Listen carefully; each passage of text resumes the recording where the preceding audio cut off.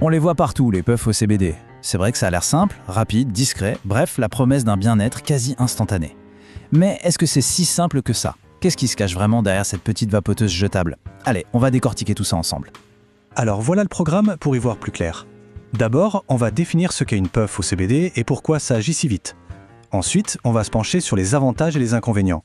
Après ça, attention, on plonge dans les dangers d'un marché qui n'est pas toujours très clair. Et pour finir, le plus important, on verra comment vérifier n'importe quel produit pour être sûr de ce qu'on a entre les mains. Allez, on commence par la base. Une puff au CBD. Qu'est-ce que c'est au juste? On va décortiquer un peu cette tendance de la vapoteuse jetable. En fait, c'est tout simple. Une puff au CBD, c'est une cigarette électronique jetable, déjà remplie de liquide au cannabidiol. Le concept, c'est la simplicité absolue. Pas de batterie à charger, pas de liquide à verser. Non, on sort ça de la boîte et hop, c'est prêt à l'emploi. C'est vraiment cette facilité d'utilisation qui a fait son succès, surtout pour les personnes qui débutent avec le CBD. Ok, donc c'est simple à utiliser, mais son plus gros argument, c'est la rapidité de ses effets. Comment ça se fait que ça agisse si vite? Eh bien la réponse est purement scientifique. Alors voilà comment ça marche. Quand on inhale le CBD, il prend une sorte d'autoroute directe vers le système sanguin en passant par les poumons. C'est ça la grande différence avec, disons, une huile ou une gélule. Le CBD n'a pas besoin de passer par le système digestif et le foie, où une bonne partie serait filtrée et perdue. En gros, il contourne tout ça. Résultat, les effets arrivent en quelques minutes à peine, pas en 1 heure ou 2. Et cette rapidité, ça a une autre conséquence, une meilleure efficacité. C'est ce qu'on appelle la biodisponibilité. En gros, c'est le pourcentage de CBD qui atteint réellement la circulation sanguine pour faire son effet. Et là, les chiffres parlent d'eux-mêmes. Avec l'inhalation, on est à 56%. C'est bien plus que l'huile sous la langue à 35% et encore plus que les gélules qui sont autour de 19%. Concrètement, ça veut dire que pour une même quantité, le corps en utilise beaucoup plus. Il y a tout simplement moins de gaspillage. Bon, simple, rapide, efficace, jusqu'ici, ça a l'air plutôt pas mal, non? Mais comme souvent, il y a un revers à la médaille. Alors il est temps de peser le pour et le contre. C'est là qu'on arrive au dilemme du jetable. D'un côté, les pour sont évidents, c'est hyper simple, les effets sont rapides, c'est petit, discret, zéro prise de tête. Mais de l'autre côté, les contre. D'abord, le coût. Sur le long terme, ça revient bien plus cher que d'autres méthodes. Ensuite, l'écologie. C'est un vrai problème. Chaque puff est un déchet électronique avec une batterie dedans. Et enfin, on est un peu coincé. On ne peut pas choisir la concentration, ni vraiment varier les plaisirs. Maintenant, on va aborder un point crucial. Parce que derrière l'apparente simplicité de la puff, il y a la réalité d'un marché qui est, disons-le, très peu régulé. Et ça peut poser de vrais problèmes de sécurité. Regardez bien ce chiffre, 24%.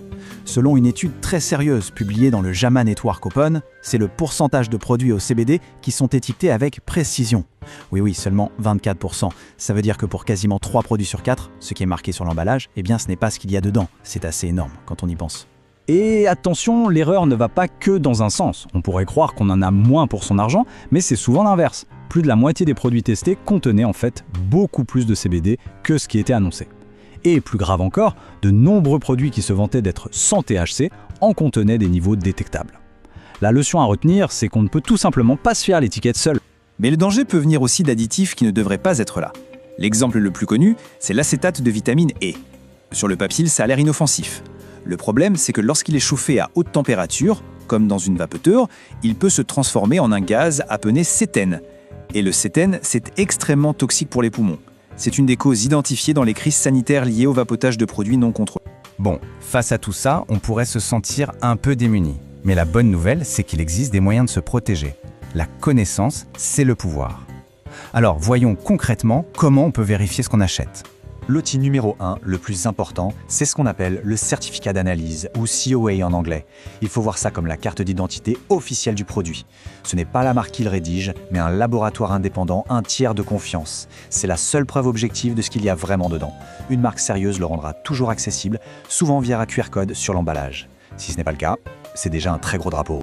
Ça peut faire un peu peur, un document de laboratoire, mais en réalité, c'est assez simple à lire.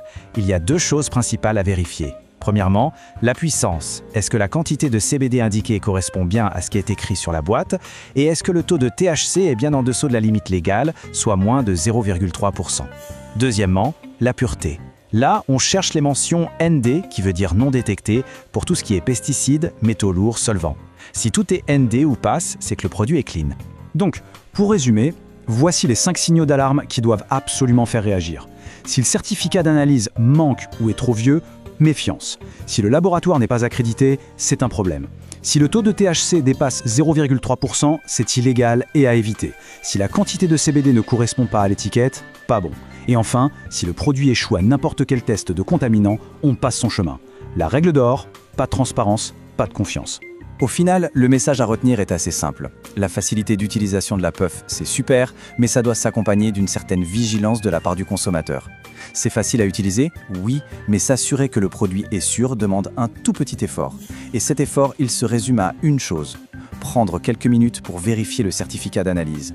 Ce n'est pas juste un détail, c'est vraiment la clé pour consommer en toute sécurité. Et tout ça, ça nous amène à la question finale. C'est vrai que la simplicité d'une puff est très attrayante, mais maintenant qu'on a vu les outils qui existent pour vérifier la qualité et la sécurité d'un produit, la question est de savoir si cette commodité vaut ce petit effort de vérification. C'est à chacun de se faire son opinion.